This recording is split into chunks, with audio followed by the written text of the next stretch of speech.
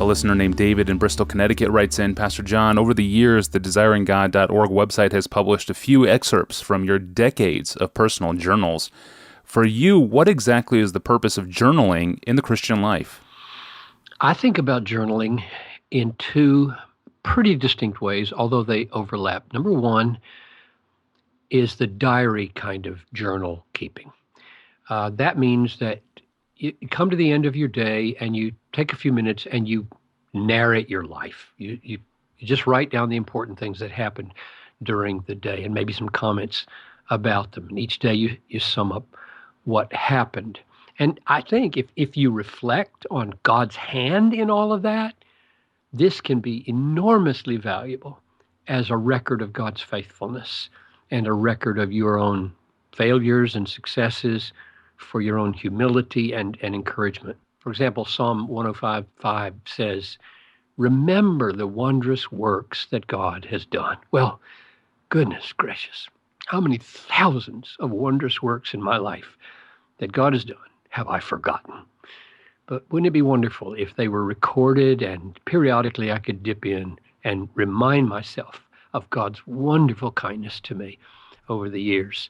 Or in another Psalm 78:7, it says, "Do not forget the works of God." So remember and don't forget. So yes to the diary kind of journaling for at least those kinds of reasons. Here's the other way I think about it. This is mainly the way I do it.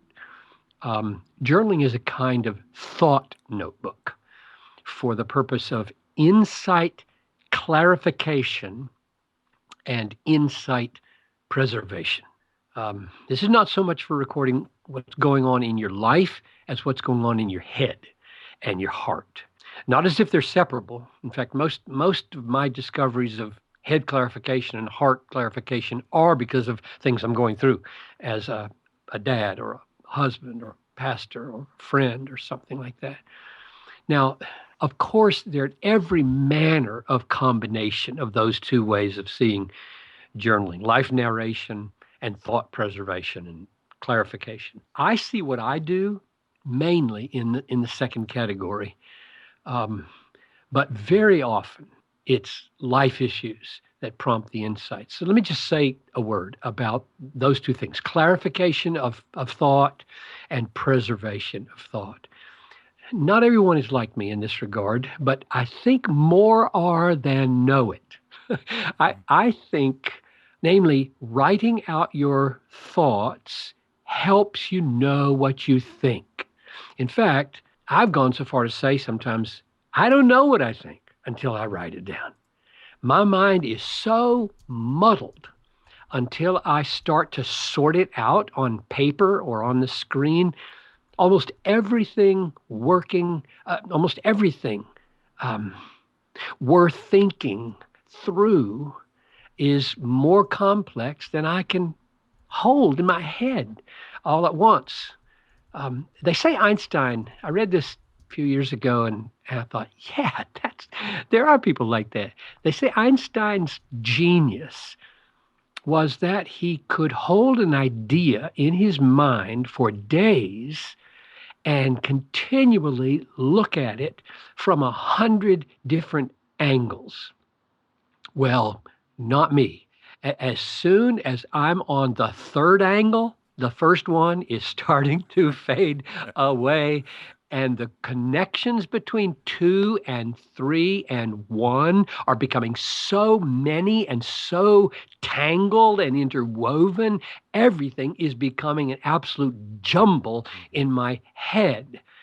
I have to sit down and write out the first thought, then the second thought, then the third thought. And amazingly, while I'm writing out 1, 2, and 3, the connections between them become clearer, and I can write those down, and then those connections create other connections, and pretty soon I'm thinking things I never would have begun to think had I not tried to put this down on paper. I was just been lost in one big forest of muddled trees.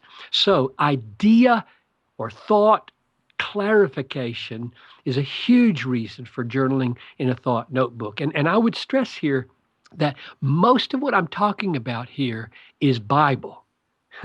I'm talking about what's the meaning of this passage? How does this passage relate to my marriage? How does this work with my daughter, with my sons in their situations? It's not kind of random theoretical stuff I'm taking time to write about. Calvin wrote in the preface to Institutes, I count myself to be among those who write as they learn and learn as they write. And I say, me too. So idea clarification is a huge reason for journaling for me. And then this last point, preservation. What a sad thing that God would illumine your mind one morning while you're having your devotions so that you saw something you had never seen before, and it had a wonderful implication for worship and for life. And the next day, you could not remember what it was. That's bad stewardship of Holy Spirit illumination. And journaling is one way of preserving the gifts of God. And I'll just add one more thing. I think it's of huge significance for people in leadership to do this. Not only do leaders need to know clearly what they think, they need to say clearly. They need to express in clear and compelling language what they have thought. I think that's the essence of leadership. Think clearly about the future of your organization and the biblical foundations of it, and then articulate with compelling, clear, beautiful language the vision for the institution. Francis Bacon, can't remember where I first heard this, but I checked it out online. Francis Bacon wrote, reading makes a full man. Conference, and he means conversation, makes a ready man. And writing makes an exact man. Exact meaning. Exact. He uses language with precision, which is the opposite of fog. Leaders that lead with fog are doing a disservice to their organization. They're going to drive their boat into an iceberg. Mm-hmm. But leaders whose mind is clear and who can express their ideas with precision and clarity steer the ship in the wonderful, lucid air of truth and openness. So I count journaling one of the most important habits of my life. Excellent. Thank you, Pastor John. And thank you for the very good question, David. If you'd like to ask Pastor John a question of your own, please email it into us at askpastorjohn@desiringgod.org. And if you keep your question as brief and to the point as possible, I would be very grateful.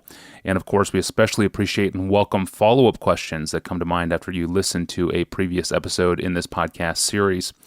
Well, we hear a lot of talk these days in Christian circles about idols. We may think of a golden calf or paganism, but what is a contemporary idol? What does it look like today?